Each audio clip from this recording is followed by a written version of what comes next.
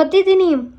Hi hello friends, welcome back to our YouTube channel. ಎಲ್ಲರೂ ಹೇಗಿದ್ದೀರಾ? ಎಲ್ಲರೂ ಚೆನ್ನಾಗಿದ್ದೀರಾ ಅನ್ಕೊಂಡಿದ್ದೀವಿ. ನಾವು ಕೂಡ ತುಂಬ ಚೆನ್ನಾಗಿದ್ದೀವಿ. ಇವತ್ತಿನ ವಿಡಿಯೋದಲ್ಲಿ ಅಡುಗೆ ಮನೆಯಿಂದ ವಿಡಿಯೋ ಮಾಡ್ತಾ ಇದ್ದೀನಿ ಅಂದ್ರೆ ನಿಮ್ಗೆ ಆಲ್ರೆಡಿ ತಮ್ಲೈನ್ ನೋಡಿರ್ತೀರಾ, ಗೊತ್ತಾಗಿರುತ್ತೆ. ಇವತ್ತು ಚಿಕನ್ ಬಿರಿಯಾನಿ ರೆಸಿಪಿ ಮಾಡ್ತಾ ಇದ್ದೀನಿ.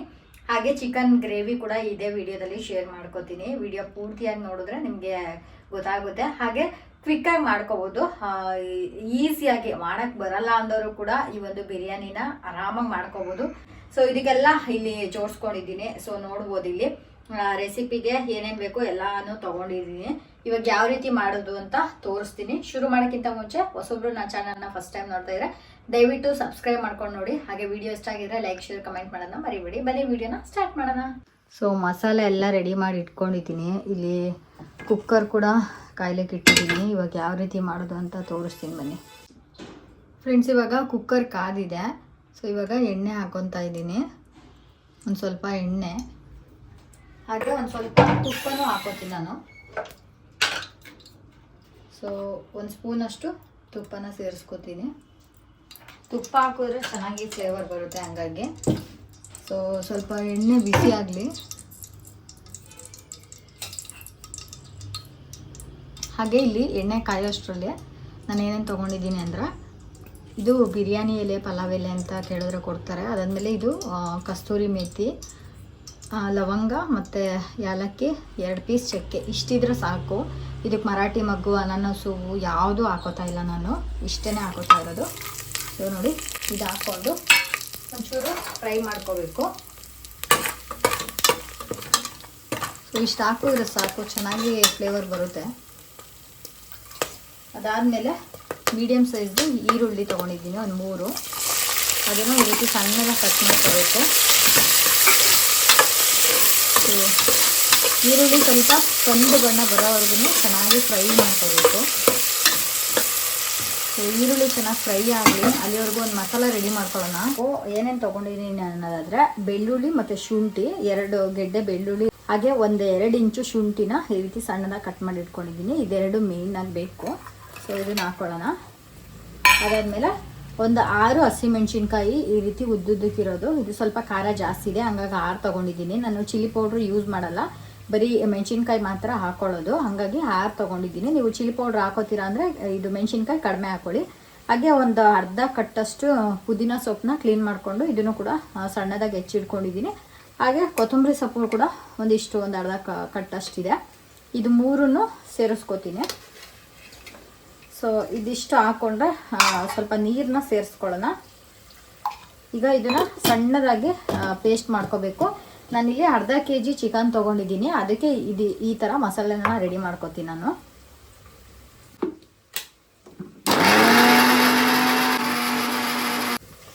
ಇವಾಗ ಈ ಮಸಾಲೆ ರೆಡಿ ಆಗಿದೆ.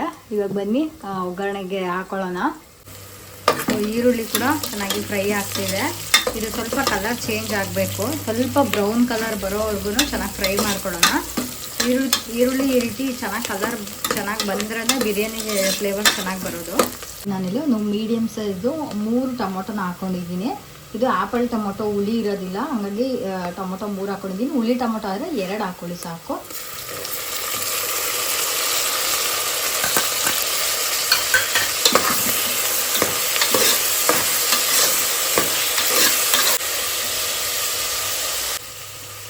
ಟೊಮೊಟೊ ನೋಡಿ ಚೆನ್ನಾಗಿ ಸಾಫ್ಟಾಗಿ ಬೇಯ್ತಾ ಇದೆ.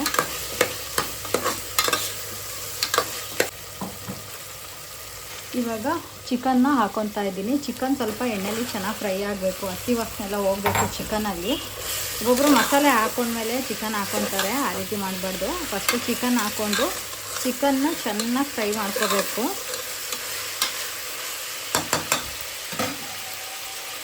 ಸ್ವಲ್ಪ ಅರಿಶಿನ ಪುಡಿನ ಹಾಕೋತೀನಿ. ಹಾಗೆ ಸ್ವಲ್ಪ ರುಚಿ ತಕ್ಕಷ್ಟು ಉಪ್ಪನ್ನ ಹಾಕೋತಾ ಇದ್ದೀನಿ, ಅಂದರೆ ಚಿಕನಿಗೆ ಹಿಡಿಯೋದಕ್ಕೋಸ್ಕರ. ಲಾಸ್ಟಲ್ಲಿ ಮಸಾಲೆಗೆ ಸ್ವಲ್ಪ ಹಾಕೊಳ್ಳೋಣ. ಸೊ ಇವಾಗ ಚೆನ್ನಾಗಿ ಫ್ರೈ ಆಗಬೇಕು ಚಿಕನು. ಫ್ರೆಂಡ್ಸ್ ನೋಡ್ತಾ ಇದ್ದೀರಲ್ಲ, ಚಿಕನ್ನು ಚೆನ್ನಾಗಿ ಎಣ್ಣೆಲಿ ಫ್ರೈ ಆಗಿದೆ. ಟೊಮೊಟೊನು ಮತ್ತು ಈರುಳ್ಳಿನೂ 2 ಕೂಡ ಚೆನ್ನಾಗಿ ಫ್ರೈ ಆಗಿದೆ. ನೋಡಿ, ಎಲ್ಲೂ ಕೂಡ ಟೊಮೊಟೊ ಕಾಣಿಸ್ತಾನೆ ಇಲ್ಲ. ಇಷ್ಟಾದರೆ ಸಾಕು. ಚಿಕನ್ ಇವಾಗ ಆಲ್ಮೋಸ್ಟು ಫ್ರೈ ಆಗಿದೆ. ಇವಾಗ ರುಬ್ಬಿಟ್ಕೊಂಡಿದ್ವಲ್ಲ ಆ ಗ್ರೀನ್ ಪೇಸ್ಟು ಅದನ್ನು ಹಾಕೋತಾ ಇದ್ದೀನಿ. ಸೊ ಪೇಸ್ಟ್ ಹಾಕ್ಕೊಂಡು ಸ್ವಲ್ಪ ಮಿಕ್ಸ್ ಮಾಡ್ಕೋಬೇಕು.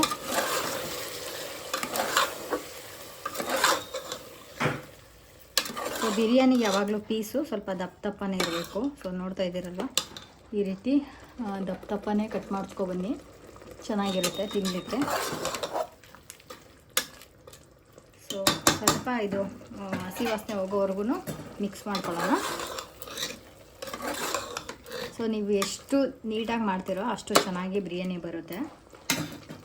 ಇವಾಗ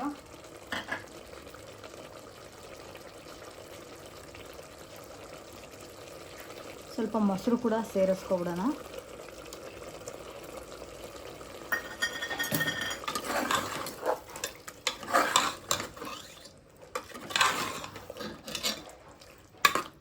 ಹಾಗೆ ಇದಕ್ಕೆ ಮನೇಲಿ ಮಾಡಿಟ್ಕೊಂಡಿರೋ ಧನಿಯಾ ಪುಡಿನ ಯೂಸ್ ಮಾಡ್ತಾ ಇದ್ದೀನಿ. ಯಾವುದೇ ರೀತಿ ಚಿಕನ್ ಮಸಾಲ ಹಾಗೆ ಬಿರಿಯಾನಿ ಪೌಡರ್ ಯಾವುದು ಕೂಡ ಯೂಸ್ ಮಾಡ್ತಾ ಇಲ್ಲ. ಇದು ಮನೇಲಿ ಮಾಡಿಟ್ಕೊಂಡಿರೋ ಧನಿಯಾ ಪುಡಿ. ಚೆನ್ನಾಗಿ ಮಿಕ್ಸ್ ಮಾಡ್ಕೊಳ್ಳೋಣ.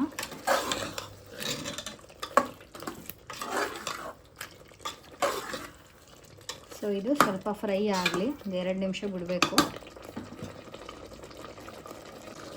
ಫ್ರೆಂಡ್ಸ್, ಇವಾಗ ಕುದಿಲಿಕ್ಕೆ ಸ್ಟಾರ್ಟ್ ಆಗಿದೆ. ಸೊ ನೋಡಿ, ಇವಾಗ ಮಸಾಲೆ ಎಲ್ಲ ಚಿಕನ್ಗೆ ಹತ್ತುತ್ತಾ ಇದೆ. ಸೊ ಇಷ್ಟಾದಮೇಲೆ ಇವಾಗ ಮಿಕ್ಸಿಗೆ ಸ್ವಲ್ಪ ಮಸಾಲೆ ಎಲ್ಲ ಇತ್ತಲ್ವ ಅದನ್ನು ತೊಳೆದು ಇಟ್ಕೊಂಡಿದ್ದೀನಿ. ಸೊ ಇದು ನೀರನ್ನ ಸೇರಿಸ್ಕೊಬಿಡೋಣ. ನೋಡಿ, ಅರ್ಧ kg ಚಿಕನ್ಗೆ ನಾನು ಅರ್ಧ kg ಅಕ್ಕಿನ ಯೂಸ್ ಮಾಡ್ತಾಯಿದ್ದೀನಿ. 1.5 ಲೀಟ್ರಷ್ಟು ನಾನು ನೀರನ್ನ ಹಾಕ್ಕೊಂಡಿದ್ದೀನಿ. ಸೊ ನೋಡ್ಬೋದು, ಅಕ್ಕಿನ 2 ಸಲ ತೊಳ್ಕೊಂಡು ಒಂದು 5 ನಿಮಿಷ ನೆನೆ ಹಾಕ್ಕೊಂಡಿದ್ದೆ. ಇದು ಮಾಮೂಲಿ ಬುಲೆಟ್ ರೈಸು. ಸೊ ಇದನ್ನು ಇವಾಗ ಸೇರಿಸ್ಕೊತಾ ಇದ್ದೀನಿ.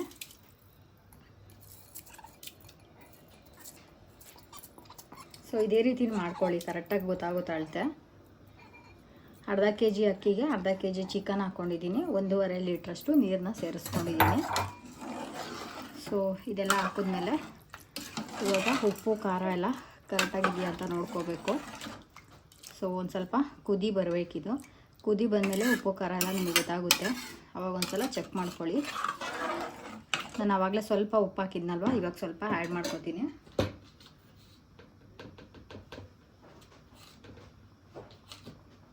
ಇವಾಗ ಒಂದಿಷ್ಟು ಉಪ್ಪನ್ನ ಹಾಕೋತಾ ಇದ್ದೀನಿ. ಇದು 2 ಕುದಿ ಬರಬೇಕು. ಅದಾದಮೇಲೆ ನಾವು ಮುಚ್ಚಳನ ಮುಚ್ಚಬೇಕು. ಸೊ ಇದನ್ನು ಮಿಕ್ಸ್ ಮಾಡಿಕೊಂಡು ಒಂದು 5 ನಿಮಿಷ ಇದನ್ನು ಕುದಿಯೋಕ್ಕೆ ಬಿಡೋಣ. ಅದಾದಮೇಲೆ ತೋರಿಸ್ತೀನಿ.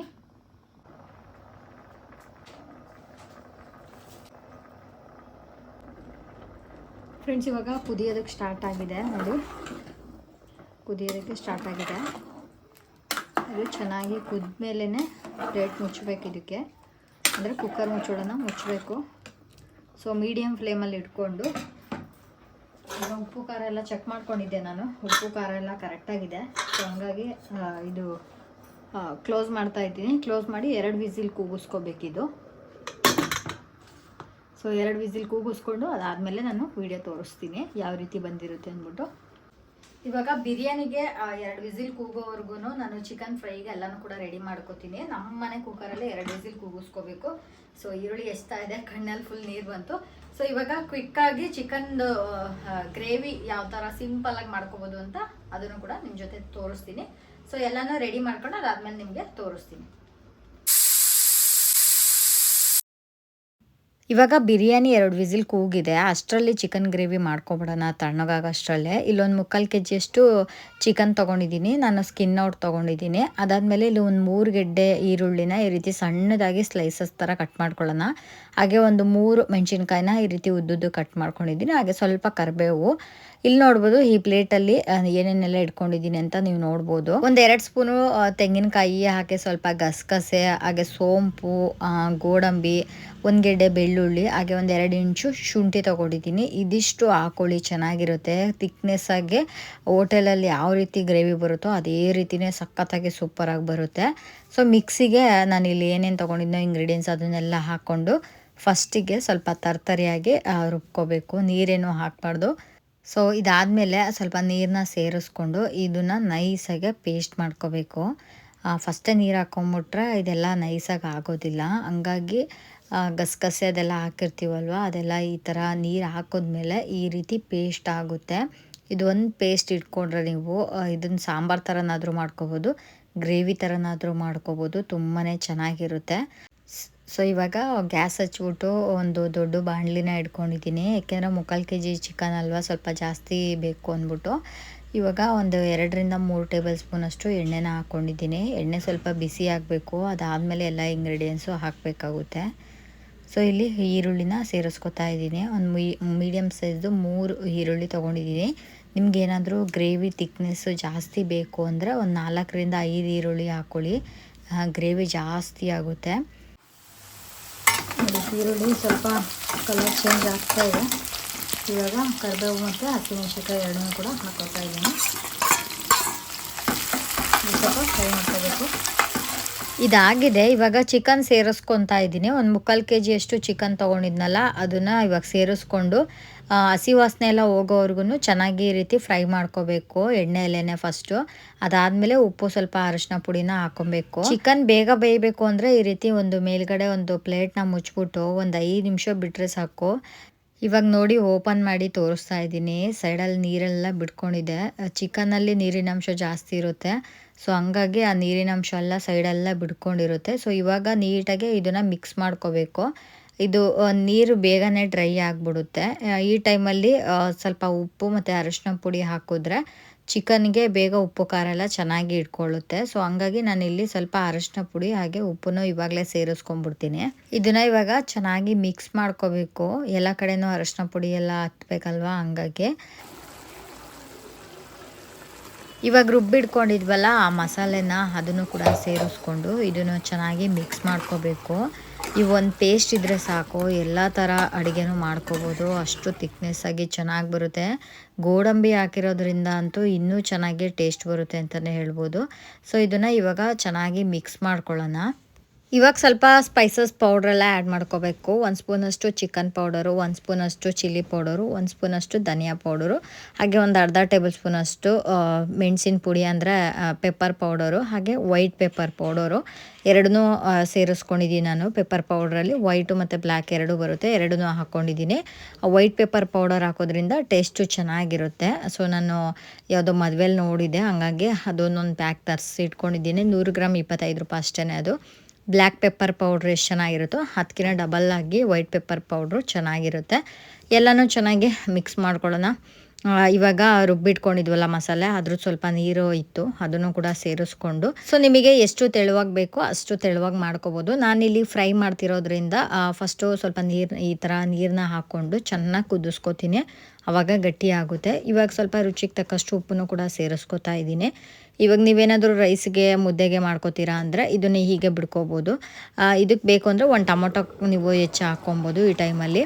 ಸೊ ನಾನು ಗ್ರೇವಿ ತಿಕ್ನೆಸ್ಸು ಅಂದರೆ ಬಿರಿಯಾನಿಗೆ ಮಾಡ್ತಿರೋದ್ರಿಂದ ಸ್ವಲ್ಪ ಗಟ್ಟಿ ಗ್ರೇವಿ ಬರಲಿ ಅಂದ್ಬಿಟ್ಟು ಚೆನ್ನಾಗಿದ್ದನ್ನು ಬೇಯಿಸ್ಕೊತಾ ಇದ್ದೀನಿ. ಅಂದರೆ ಚೆನ್ನಾಗಿ ಕುದಿಸ್ಕೊಂಡ್ರೆ ಸ್ವಲ್ಪ ಗಟ್ಟಿ ಆಗುತ್ತೆ, ಆವಾಗ ಗ್ರೇವಿಗೆಲ್ಲ ತುಂಬ ಚೆನ್ನಾಗಿರುತ್ತೆ. ಚಪಾತಿ ಹಾಗೆ ಬಿರಿಯಾನಿಗೆಲ್ಲದಕ್ಕೂ ಕೂಡ ತುಂಬ ಚೆನ್ನಾಗಿರುತ್ತೆ. ನೋಡ್ಬೋದು ನೀವು, ನನಗಂತೂ ಇಲ್ಲಿ ಫ್ಲೇವರ್ ತುಂಬ ಚೆನ್ನಾಗಿ ಬರ್ತಾಯಿದೆ. ನೀವ್ಯಾರಾದರೂ ಟ್ರೈ ಮಾಡಿದ್ರೆ ಖಂಡಿತ ಸೂಪರಾಗಿ ಬರುತ್ತೆ ಅಂತಲೇ ಹೇಳ್ಬೋದು.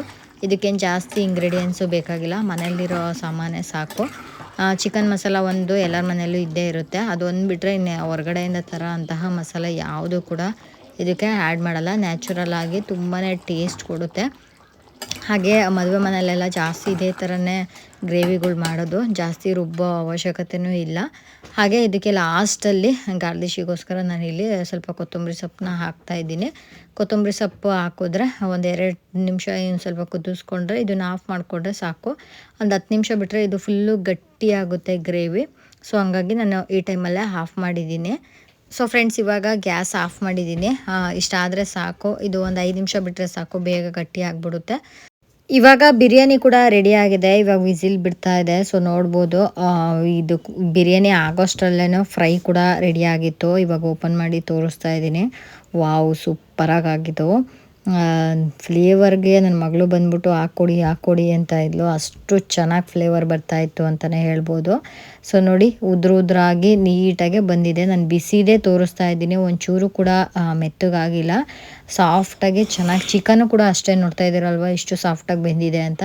ಸೊ ಈ ಥರ ಆಗಬೇಕು ಬಿರಿಯಾನಿ. ಫ್ಲೇವರು ಚೆನ್ನಾಗಿರುತ್ತೆ, ಹಾಗೆ ತಿನ್ನೋದಕ್ಕೂ ಕೂಡ ತುಂಬ ಚೆನ್ನಾಗಿ ಬೆಂದಿರುತ್ತೆ. ಕರೆಕ್ಟಾಗಿ ಮೆಜರ್ಮೆಂಟಲ್ಲಿ ಅಳತೆ ಪ್ರಕಾರ ಮಾಡಿಕೊಂಡ್ರೆ ಬಿರಿಯಾನಿ ಚೆನ್ನಾಗಿರುತ್ತೆ. ಸುಮ್ಮನೆ ಜಾಸ್ತಿ ಮಸಾಲೆ ಹಾಕಿದ್ರೆ ಅಷ್ಟೊಂದು ಚೆನ್ನಾಗಿರೋದಿಲ್ಲ, ಎದೆ ಉರಿ ಬಂದ್ಬಿಡುತ್ತೆ. ಸೊ ನಾನು ತೋರಿಸಿರೋದ ಪ್ರಕಾರನೇ ನೀವು ಮಾಡ್ಕೊಳ್ಳಿ.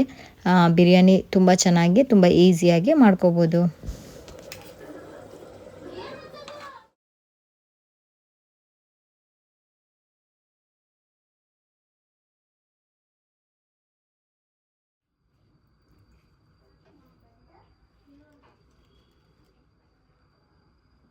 ಸೊ ನೋಡಿದ್ರಲ್ಲ ಫ್ರೆಂಡ್ಸ್, ಬಿರಿಯಾನಿ ಹಾಗೆ ಚಿಕನ್ದು ಫ್ರೈ ರೆಸಿಪಿ ತೋರಿಸಿದ್ದೀನಿ. ತುಂಬ ಚೆನ್ನಾಗಿರುತ್ತೆ. ಇದನ್ನು ಟೇಸ್ಟ್ ಮಾಡಿ ಇವಾಗ ಹೇಳ್ತೀನಿ. ಸೊ ಬಿಸಿ ಇದೆ.